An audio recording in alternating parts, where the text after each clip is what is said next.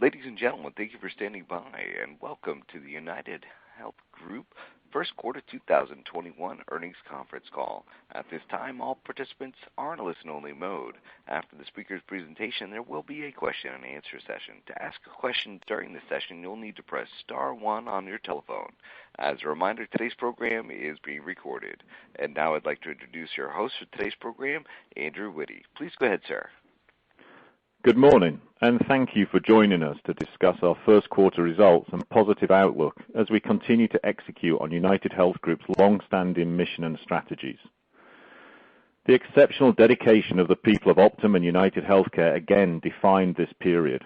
They've adapted swiftly and creatively to demanding and rapidly changing circumstances, implemented new ideas, and importantly remained focused on serving people exceptionally well.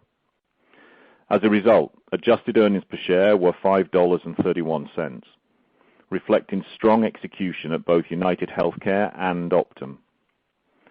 In light of our strong start to the year, balanced with continued respect for the potential pandemic-related effects we have previously described, we are increasing our full-year adjusted earnings outlook to a range of $18.10 to $18.60 per share.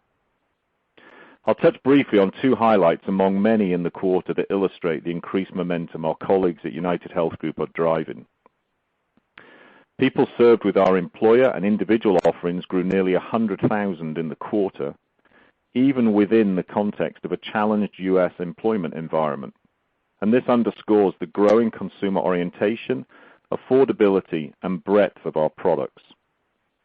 Optum Insight revenues increased 14% and operating income increased 45% compared to the year-ago period, as more normal activity levels among healthcare system customers returned, leading to expansion in how we help them advance clinical and operational excellence.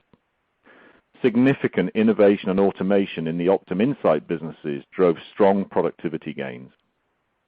We have the right capabilities, assets, and strategies in place, and we remain restless to innovate, evolve, and further integrate our offerings to serve more people more effectively, both directly and with our many external partners throughout the healthcare environment. To achieve this, we've been sharpening our focus in three key areas. First, delivering even greater value to those we serve throughout the healthcare system by better harnessing the collaborative capabilities of Optum and UnitedHealthcare. We believe we can develop new products and services which support people more effectively by bringing to bear greater application and adoption of the combined offerings of these two distinct and complementary organizations. Optum Care's work supporting Medicare Advantage patients illustrates this well, and I'll speak more to this shortly. The second area of focus, increasing the application of our technology and related resources to improve care for people and the operation of health systems. There are benefits for everyone in helping to make the healthcare system work more like an actual system. Improving the natural flow, accessibility, and use of information is essential to that goal, all within a secure and protected framework. We can help care providers and payers better serve patients by more effectively simplifying key administrative processes and by providing timely access to relevant information. The third focus is making healthcare work better for consumers. We're ambitious to meet the rising expectations of healthcare consumers, and we will continue to improve our offerings, including in such critical zones as greatly simplified, intuitive, and satisfying consumer digital experiences and advanced healthcare banking and payment services that enable people to find, price, and pay for care digitally. You'll hear more from us about these approaches in the months ahead, but today I'd like to focus on the first, unlocking greater value for customers at the intersection of Optum and UnitedHealthcare, including through our ability to develop new, useful service offerings. One of the most effective ways of doing so is through stronger alignment of the high-quality clinical services of Optum Care to address the needs of patients we serve for our nearly 90 health plan customers. A key foundation is increasing the clinical outcome accountability of our Optum Care practices. Of the 4 million patients who Optum Care serves in some form of accountable arrangement today, 2 million are being served under fully capitated arrangements. And this demonstrates a strong growth and progress. But Optum Care serves 20 million patients in total, which is one reason why we view the potential of Optum Care as only beginning to be harnessed. These accountable arrangements drive measurably better patient outcomes and experiences, all at lower cost. For example, seniors served by Optum Care physicians under such arrangements spend on average 1/3 fewer days in the hospital and have 40% fewer days in skilled nursing facilities than seniors in traditional Medicare. We expect the growth in the number of Optum Care patients served under accountable arrangements to accelerate. A further example of using our combined expertise to advance more beneficial service offerings is the recent opening of a first-of-its-kind Optum Integrated Care facility in Riverside County, California. While we have long offered and continue to actively develop our senior-focused clinics, this new clinic and community center offers a comprehensive range of primary care-led services, including a pharmacy, all under a single roof, and importantly, it is especially orientated around supporting Medicaid, Medicare, commercial and individual members of all ages. This comprehensive health center provides improved care access with modern on-site services, including annual wellness visits, chronic disease management support, coordinated care with trusted specialists, and laboratory, imaging, and pharmacy services. The adjacent community center includes a full-service gym and meeting rooms for health education. We see Optum and our payer partners as uniquely positioned to be able to offer these types of impactful venues and look forward to learning from the community and expanding these services. To sum up, we continue to organize and apply the unique capabilities of this organization in ways that enable us to execute on the goals we established for 2021 and beyond, and to continue to deliver on our 13 to 16% long-term earnings growth objective. Now, I'll turn it over to President and Chief Operating Officer Dirk Mcmahon to give more color on initiatives to drive greater performance across the organization. Thanks, Andrew.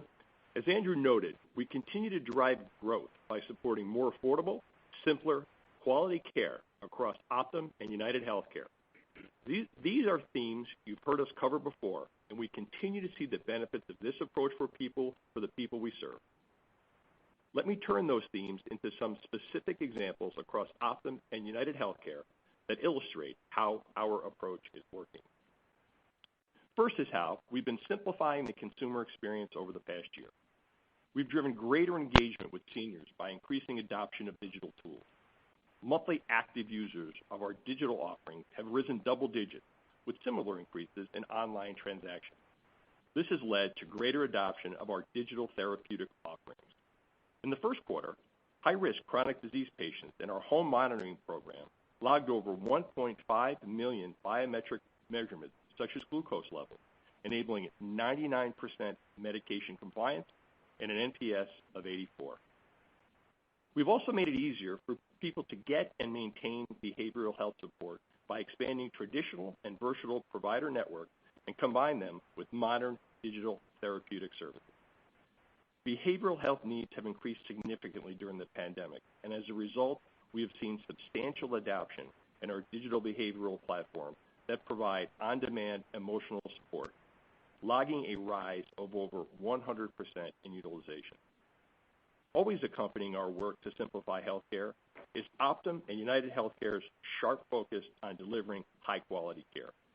We've talked to you before about the advances we are making to integrate patient-specific health data and plan information directly into the physician's workflow. Clinicians can see gaps in care and act to close them during the patient's visit, in addition to other steps that facilitate more efficient care and better outcomes. We now support over 8 million of these insight-enabled digital interactions each month, with rapidly expanding physician adoption. Delivering high-quality care has been central in our response to the COVID pandemic. Our most recent effort to help members access vaccines is a prime example. We launched a vaccine locator tool, helping people find and sign up for a vaccination. and we've made millions of outbound contacts to engage members and help them get the information they need. Lastly, making care more affordable remains central for the people we serve and the health system overall, and is essential for increasing access. For instance, through our medication sourcing program, high-cost providers now source drugs at a network specialty pharmacy, including OptumRx, or charge market rates only for the drug. Early work on this has generated substantial savings for our customers.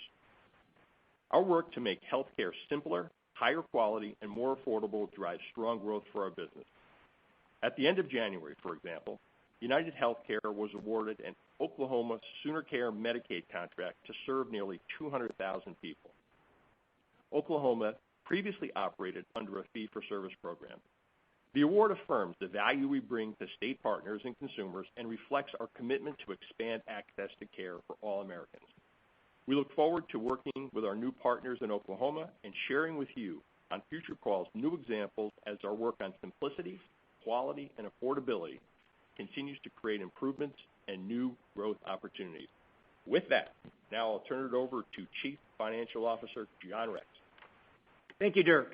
Before I review the performance of our businesses, as in recent quarters, I'd like to provide an update on the care patterns we're seeing as the pandemic continues to evolve. Over the course of the first quarter, total care activity, including COVID-19 related care, ran marginally below seasonal baseline. Pacing of elective care activity through the quarter generally tracked and in opposite directions with the rise and decline of COVID incidence rates, which were much higher in the early part of the quarter than in the latter part. To put this in perspective, February and March showed COVID-related care at about half the level experienced in January. Since the quarter's end, we have again begun to see a rise in COVID-related care, while at this time not approaching the January level. Outpatient care activity was moderately below seasonal baseline for the full quarter, running in counterpoint to the COVID incidence patterns over the 3 months and reflecting a well below average influenza and respiratory illness season. And total inpatient activity was modestly above seasonal baseline, with over 55,000 COVID-19 related admissions during the quarter, compared to 65,000 in the fourth quarter of 2020. Moving to business unit performance. Optum Health's first quarter revenue and earnings increased 35% year over year. Revenue per consumer served grew 31% over the year ago quarter. The growth in this metric continues to reflect the expanding number of people served under value-based care arrangements and the increasing acuity of the care services we offer. Optum Insight's revenue grew 14% in the quarter and earnings 45%. Due to growth in our services and technology offerings and improved productivity. The revenue backlog at $20.8 billion grew $1.6 billion over the first quarter 2020, as more normalized business activity started to return among our provider and payer customers. OptumRx revenue and earnings were relatively consistent year over year and in line with our expectations. Adjusted scripts declined modestly from the year ago quarter, a period during which we provided advanced medications to the people we serve as the pandemic began. Pharmacy care and specialty services continue to grow strongly, in particular home infusion and our community behavioral health pharmacies. Turning to UnitedHealthcare, first quarter operating results reflected strong execution and continued membership growth. In addition to the growth in commercial and Medicare Advantage offerings noted earlier, people served in managed Medicaid programs grew by nearly 1.1 million over the year-ago quarter.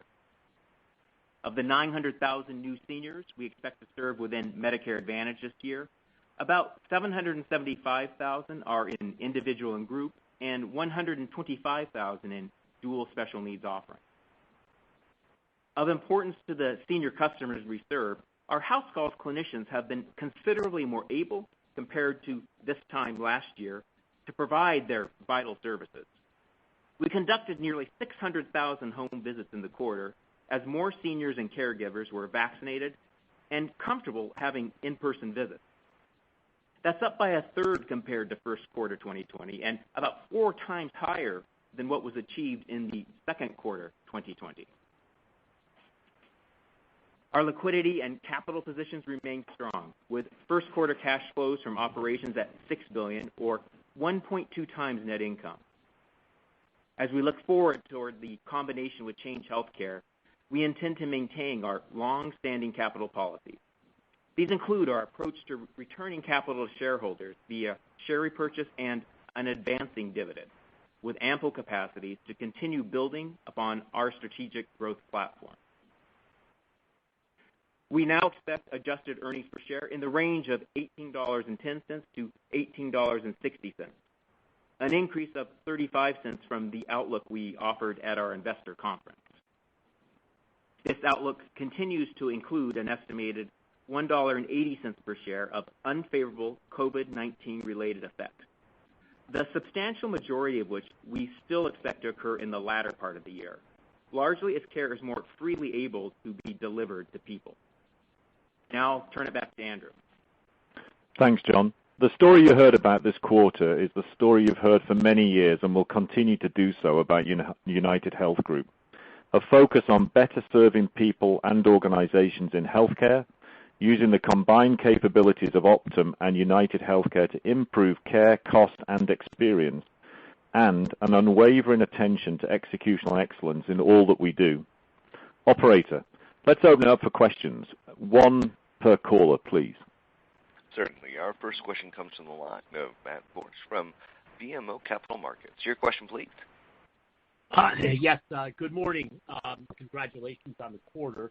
I have a question for you on the prior year reserve development, which is obviously a very large number. Can you just talk to where that emanated from in terms of components, whether by program or by quarter in 2020, and how that may be influencing your posture on forward reserving? Great, thanks for the question. I'm glad you asked that. I know a lot of people probably have that in mind. John, you should answer that, I think. Sure. Matt, good morning. It's John Radcliffe. Good morning. Let me give a little color on that. So, yes, prior year development, $1 billion favorable versus $850 million in the 4Q. As I'm sure you expect, that emanates heavily from the second half of 2020 and a lot from the fourth quarter. It was favorable really across the businesses. The elements there that would be driving that would be largely along care deferral activity that would have occurred in the quarter. I think when you think about kind of impacts to the company and P&L impact, certainly there are significant mitigating factors that I know you're well aware. MLR rebates, risk corridor arrangements, reserve reestablishment that occurs. When I look at it and take it all together with those mitigating factors, P&L impact would have been in a similar zone to last year's first quarter with those elements coming in. Thank you. Thanks, John. Thanks, Matt. Next question, please. Certainly. Our next question comes from the line of Kevin Fischbeck from Bank of America. Your question. Our next question comes from the line of Robert Jones from Goldman Sachs. Great. Good morning. Thanks for the question, and congrats to Andrew and Brian on the new roles. I actually just wanted to ask one on Optum Health. I think you said 35% of the growth there was driven by global cap. You also shared 2 million risk patients in Optum Care are now in global cap. Just curious if you would give a little bit more on kind of where you think this number could get to, the number of patients in global cap arrangements within Optum Care this year and then maybe over time. And then it'd be helpful to understand a little bit just how many of the 20 million patients you highlighted are actually in MA today. Thanks so much. Great. Listen, Robert, thanks so much for the question. Before I ask Wyatt Decker to add, you put your finger on a really key part of the growth strategy going forward. Clearly, you're going to see over this year and next year an accelerating move towards more capitated patients within the Optum Care universe.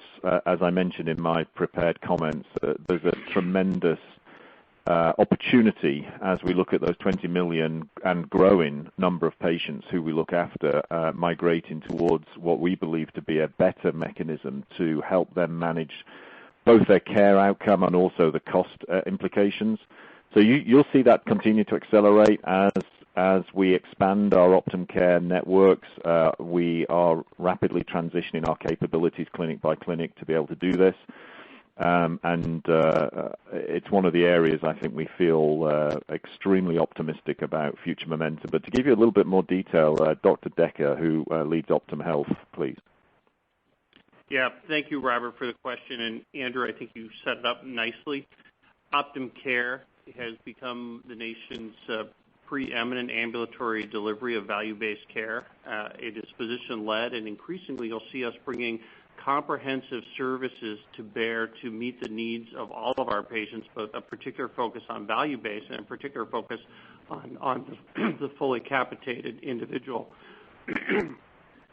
We will continue to grow over 250,000 lives this year, and you can expect that to accelerate in the years to come as we continue to attract individuals through organic growth as well as through our partnership with UHC and, as Andrew mentioned, nearly 90 other providers. Thank you. Thanks, Wyatt, and thanks, Robert, for the question. Next question, please.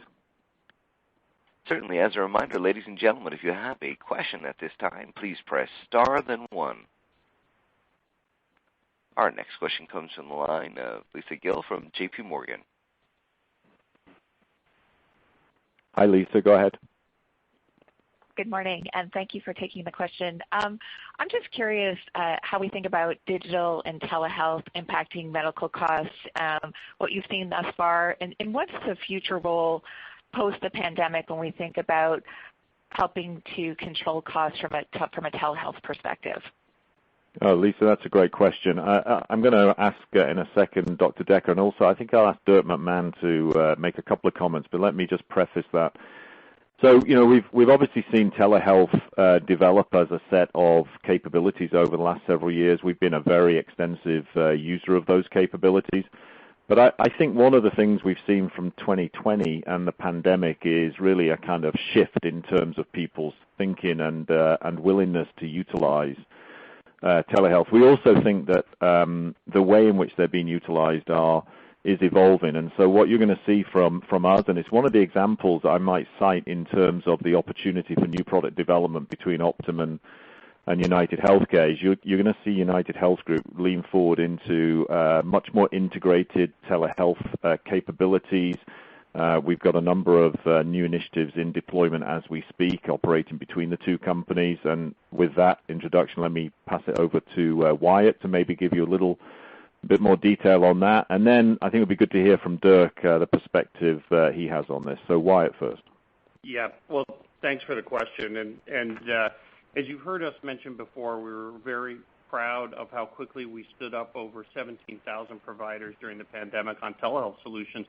But that really just is the beginning. And, of course, across the country, we've seen a massive shift in consumer adoption and willingness to engage in virtual health solutions, as well as with our providers more broadly. So our philosophy is that not all telehealth is created equally.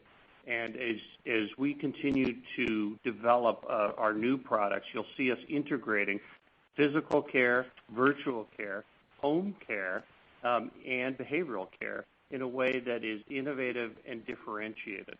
And in fact, we've already launched a product we call Optum Virtual Care that is live in all 50 states and is doing just that.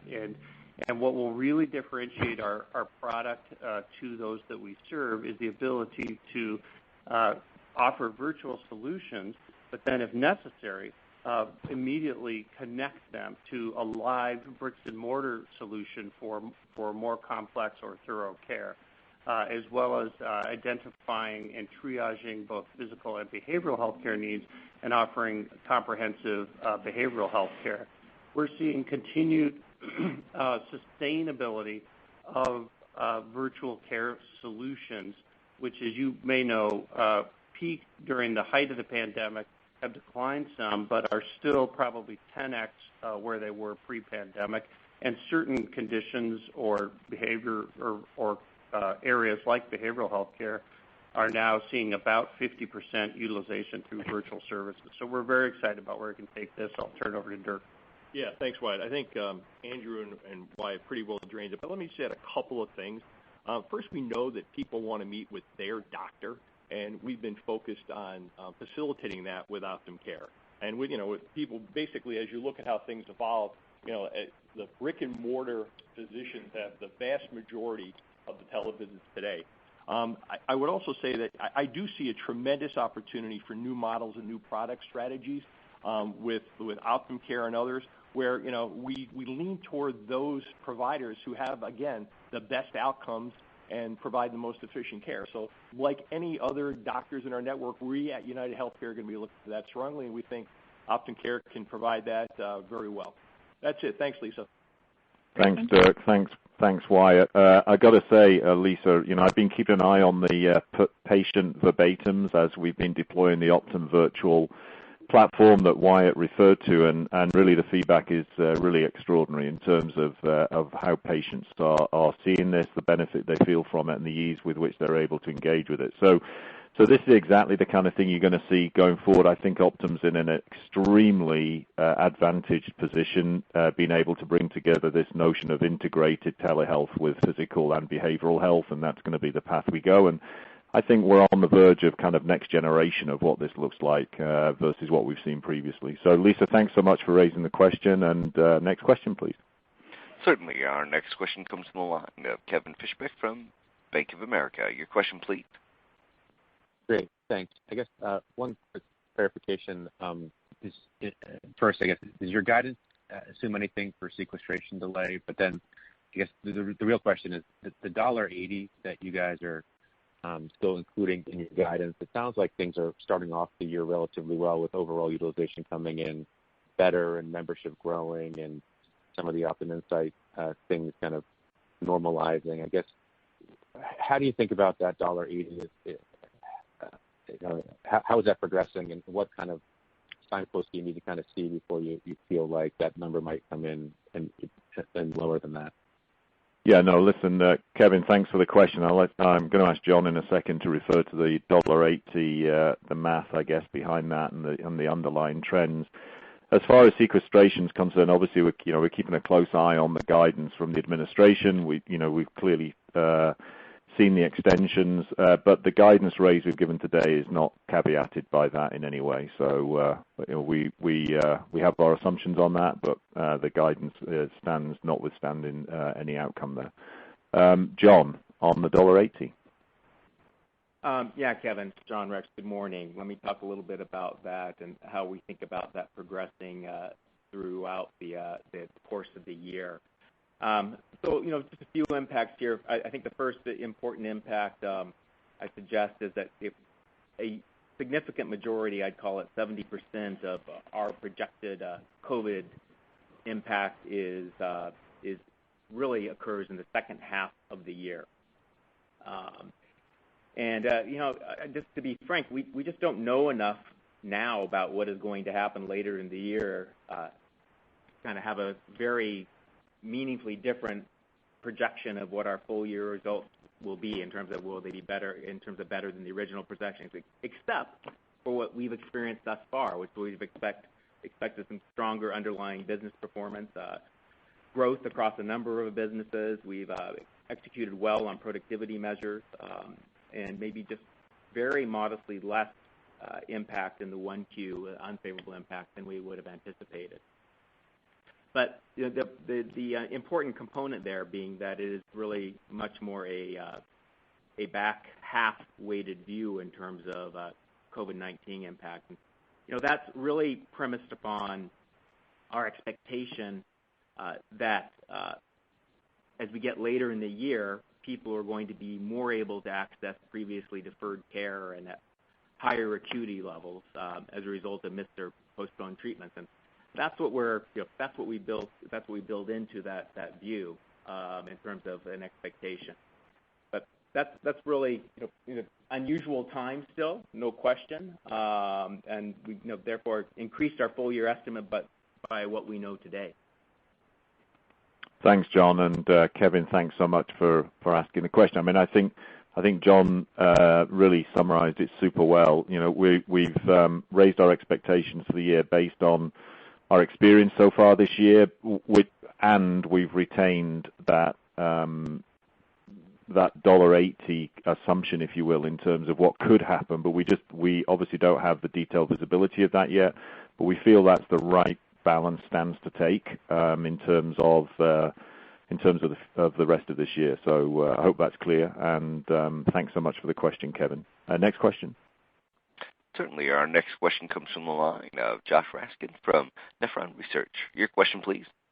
Hi, thanks. Good morning here with Eric Berkshire as well. So our question this quarter again on Optum Health, and appreciate the comments in the prepared remarks and the Q&A, but want to speak to the ultimate strategy around the accumulation of employed physicians and if this is all about a move to global capitation. And we're really more interested in the how, right? Is this more center-based like what you're talking about in Riverside, California? Is this more of a technology overlay that enables the physicians to do this? And then I would just ask again, how many of those 20 million, I understand 250,000 will move this year, but how many of those 20 million ultimately end up in global cap in your mind? Josh, thanks for the question. And before I pass it to Wyatt again to respond to the specifics, let me just give you a sense of how we see this playing out. And I think the answer to your question is really both. So, we absolutely see tremendous opportunity to continue to develop a variety of different clinic types. And if you look at I cited one particular example, but we've been opening a wide number of different type of clinics depending on the environment or the locality that we're operating in. And you should continue to expect to see that degree of customization according to the need of the geography. It's not a one-size-fits-all model by any means. So you'll continue to see that.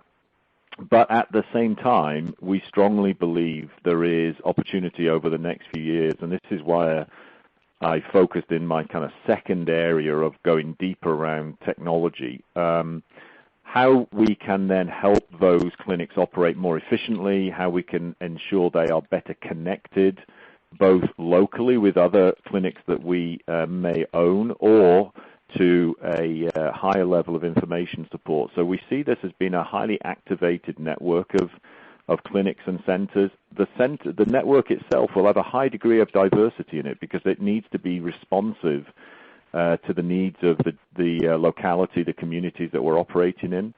And of course, as sensitive to the previous comments, it will have a very significant telehealth capability deployed alongside it. Wyatt, maybe you could talk a little bit to how you see the progression and within the 20 million. Yeah, thank you, Andrew, and thanks, Josh. Great question.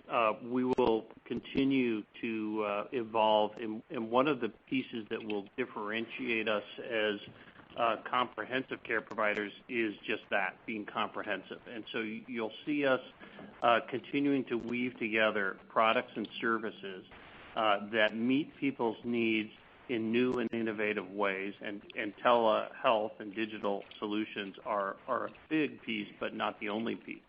The other part that I'd call out is we're increasingly leveraging technology to bring advanced decision support to our physicians and providers. And you may have heard previously about optimal care. This is a value-based care delivery set of decision tools that are yielding real results, giving people the best, highest quality care that eliminates what we tend to call low-value care and is a differentiator. So we'll continue to deploy those technologies. As you know, we are on track to grow by over 10,000 physicians. We're now at 56,000 doctors, both affiliated, contracted, and employed. And we'll leverage all of those models as we go forward. And we continue to evolve and employ doctors who are really actually quite attracted to our model of value-based primary care. We eliminate much of the clerical burden in our physicians and advanced practitioners' practice and let them focus on the work they love. So this is really gaining traction among our physician workforce. And then to your point around how much of the 20 million lives that we serve today will ultimately be capitated, we anticipate that not only will a significant portion, you heard the number 2 million today and a 250,000, as we mentioned, growing. So as we continue to grow, we also expect that we'll always offer a host of modalities, including fee-for-service. And that actually is a feeder system as we think about value-based care being kind of the core of what we offer and fully capitated, the core of the core, if you will. Thank you. Thanks, Wyatt. And maybe I'll just ask Dan Schumacher to briefly add to the comments and talk a little bit about Optum at Home, which is a further dimension of this. So go ahead. Thanks, Andrew. And great question, Josh. To the question around sort of center-based, tech-based, data-enabled, and different versions of that Wyatt was talking about. Optum at Home is a great example of a collaboration between UnitedHealthcare and Optum that's in relatively early stages, but we focused on Medicare Advantage members that are in dual special needs plans initially, and that's a full risk offering, and we're doing it in markets where we don't currently have local Optum care practices. So what we're doing in the program is really both providing care, but also arranging and coordinating care, so trying to address medical, behavioral, and social needs. And the results initially have been great. We've improved access for people with more than 80% having an in-home visit and more than half of them getting connected back into office-based care, social services, referrals, and so forth, as well as great health quality and outcomes. So today we've got a little under 100,000 lives across 6 markets. We're looking to expand that across Medicare Advantage, dual SNP, but also into the individual MA. We're doing it with UnitedHealthcare and ultimately look to do that with other health plans. So another growth vector for us as we look at building out our value-based orientation. So, Josh, I mean, I know that was a little bit of a long answer from the three of us, but you asked a really important question, and this is really one of the core elements of the future of the company, and it's why you've heard us talk so much about Optum Health, Optum Care, and you can see the growth potential. We're at that 2 million life level now. We clearly see the capitation strategy as a highly effective strategy to deliver both quality and cost management for patients. That movement is really significant, and it's really moving strongly. And with the development of the diverse sets of clinics and skills, the development of the technology support that you've just heard referred to, we believe we're in a very strong position to be able to be the leader in ability to manage those patients in the best possible way and ensure that they get the kind of healthcare they deserve. So, Josh, thanks so much for asking the question. Next question, please. Certainly, and as a reminder, ladies and gentlemen, if you have a question at this time, please press star then 1. Our next question comes in the line of Ricky Goldwasser from Morgan Stanley. Your question, please. Yeah, hi, good morning. If we think about the utilization, I mean, you gave us some data on how utilization is tracking, but can you give us a little bit more details on how it's tracking across the different patient populations? And also, we talked about acuity levels, your expectations for acuity level to step up second half of the year. But from the experience to date, as you're starting to see individuals that are coming back, what type of acuity you're seeing for those that haven't received care for the last year? And I think the final one there, if you can just remind us, as you think about that guidance for the full year, are you assuming that utilization by year end it's going to be above the 2019 baseline? So great question, Ricky. I'm going to ask Brian Thompson, who has recently been appointed as the Chief Executive Officer of UnitedHealthcare, to respond to that. So, BT? Hey, thanks for the question there. When I think about baseline, what I can say right now is what we're seeing is largely tracking to our expectations. And as we had signaled, where we see abatement in services, it's largely offset by the increase in COVID-related costs. And that's tracked as we had expected. When you back out the impact of some suppressed utilization, the underlying factors associated with medical cost trend largely look like they did. We aren't seeing significant upticks in services in specific areas out of the norm. So I would say it looks a lot like utilization prior to the COVID implications. And when I think by line of business, I would say generally tracking a little below baseline in both our government programs, closer to baseline inside our commercial business, but largely in track with what we had expected. And where it's a little out of line, again, where perhaps infection rates were higher, we saw that naturally offset with greater utilization. So first quarter, I would say largely as expected. John, do you want to add? Yeah, Ricky, good morning. It's John Rex here. So as Brian noted, one of the aspects we look for is this rising acuity from patients that have deferred or care or missed treatments. And at this point, we don't have evidence of that occurring. And it could be just that it's still too early on to have enough evidence to see it, but we have not yet seen that rising acuity in the populations that we serve. Your point in terms of how we think about as we get later into the year and why that moves like it does, and you heard my commentary that a significant majority of the $1.80 we have layered into the second half of the year. That is largely because of the assumptions around those elements, that we see that people are increasingly able to get the care they need. The amount of care deferral declines meaningfully as you get into that latter part of the year. They're accessing the system. And we do get into these elements where we see rising acuity coming in. So those are the elements that are premised in terms of that expectation at this point. So, but really, and the other element that Brian touched on also, just in terms of your populations, you have commercial, a little more access to the system versus the public program members. Thank you. Thanks, John, and thanks, Ricky, for the question. Next question, please. Certainly. Our next question comes from the line of Dave Windley from Jefferies. Your question, please. Thank you. Good morning. Thanks for taking my question. I want to ask a question about integration and longitudinal care and data versus fragmentation. And the question is this. So, Andrew, over many years, Optum has really invested a lot of money in kind of aggregating data about the patient status, care and services delivered, so that touch points with United or Optum could have all that information at hand. I guess what I'm interested in around kind of your build out, but specifically the comments you've made about telemedicine, is how important is it for telemedicine to enhance and augment the longitudinal and integrated nature of care versus fragmenting that by having it kind of siloed as a separate benefit? Thanks.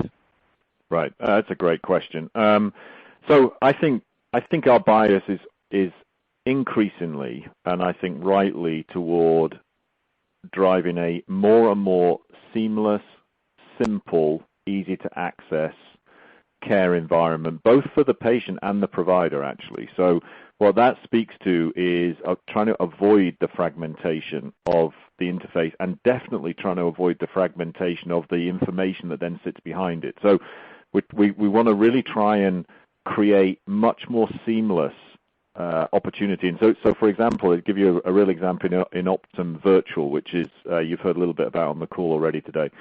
So of course, patients are looking for a way to engage with a physician. They actually want to talk to their physician. So one of the things that we're doing is building that platform. But then there might be situations where the physician wants to bring in a specialist into that conversation. Now, in a multidisciplinary clinic, they might be in a position in normal times to go down the hall, get somebody to come down and visit. Now, in Optum Virtual, they're able to do that kind of thing. So that's an example of trying to bring that integration even within the virtual space. So it kind of replicates a little bit more what you might expect in a physical environment. And so we definitely see the need to try and drive toward that. And we definitely want to try and create the fluidity of the information to ensure that physicians have what they need when they're in front of the patient, when they're talking to the patient, they can make the best possible choices. So we want them to be as highly educated as possible in that context. So we're leaning very much toward the idea of integrated, seamless, and that's true whether you're in the physical or the virtual space, and we want the two to sit together. Thanks for the question. Yeah, next question. Thank you. Certainly. Our next question comes from the line of Justin Lake from Wolfe Research. Your question, please. Thanks. Good morning. A lot of good topics already covered here, so just have a few quick follow-ups. First, the detail on Optum Care was very, very helpful. I was hoping I could ask for one more piece of information here, which is, so it sounds like you're going to have 18 million people out of 20 million that are still not capitated. Wondering how many of these are sitting in Medicare Advantage plans that aren't capitated, given this is where most of the capitation happens. Just trying to think about the potential kind of pent-up growth there. And then on Medicare Advantage, it sounded like your health assessments are going better in 2021. Should we expect that you should get a significant amount of that risk score headwind that everybody saw for 2021 to reverse next year and get those revenues back? And then lastly, could you give us an update on earnings seasonality for the year versus the 50-50 split you talked about on the last update? Thanks. Hey, Justin, thanks so much for the questions. I'm going to ask in a second John to talk to the earnings seasonality and for Wyatt to address the degree to which the population we have within the MA plan. Let me just touch on the health assessment.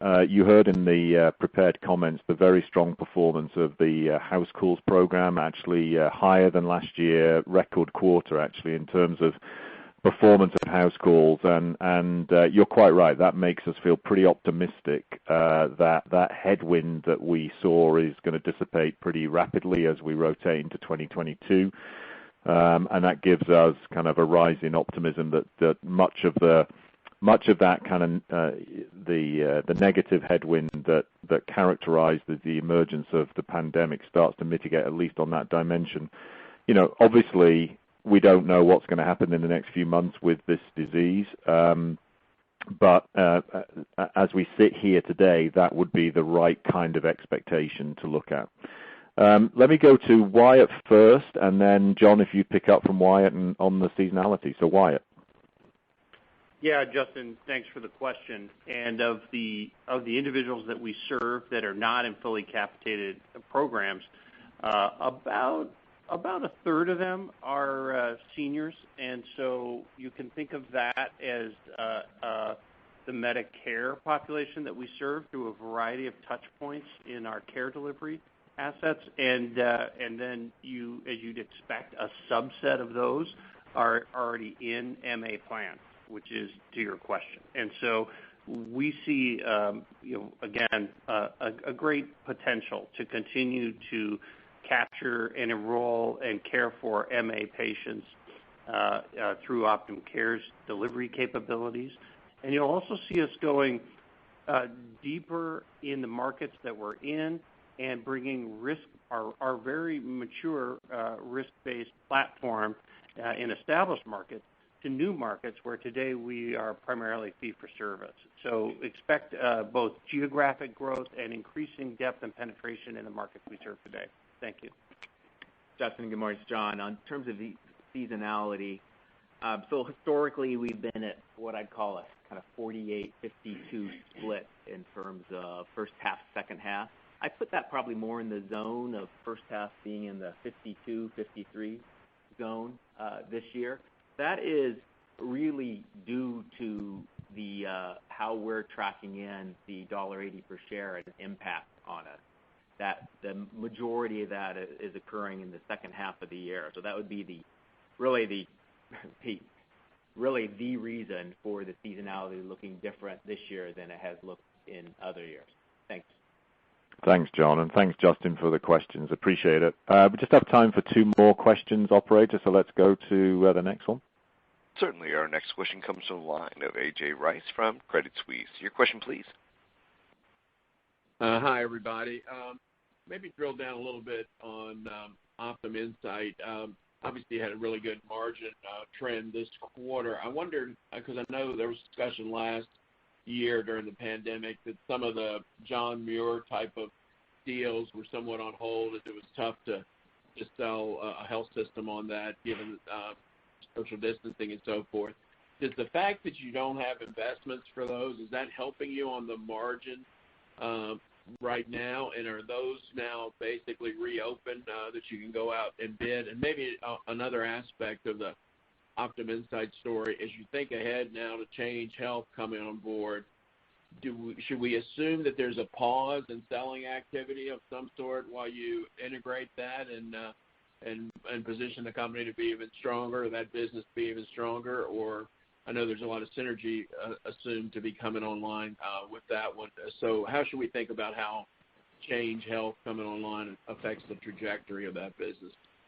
No, AJ, thanks so much for the question. I'm going to ask Robert Musselwhite to make some comments in a second around the progression of the margin in the quarter, which obviously we're very, very pleased to see that, and it was due to a ton of hard work on a number of different dimensions that Robert can describe to you. Just on those large contract agreements like the one we have with John Muir. There was a bit of disruption last year, but I would say that is absolutely back on stream now in terms of a line of business for us, and we have a very exciting pipeline, and that pipeline exists both in the short, medium, and longer term. So that's an area you're going to hear more from us on, and is absolutely back in full swing. In terms of change, obviously we are very keen to continue to work through the regulatory process. We expect this to close in the second half, as we've previously indicated.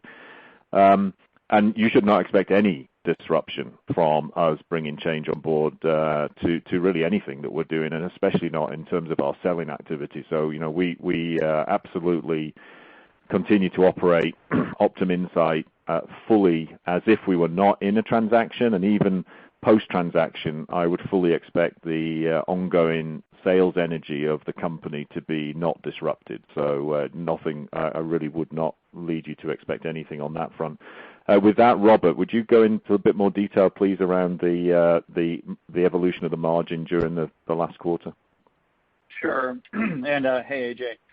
Listen, we were pleased with the quarter. It was a really good quarter on the top line, and that, of course, drove profitable growth that contributed to margin. But specifically on margin, you also are really seeing the results of a lot of the modernization work we did across 2020. So last year we undertook a significant review of the business across the operations and found multiple ways to drive stronger and more efficient performance and help ensure that the investments we were making were invested appropriately against our key growth opportunities.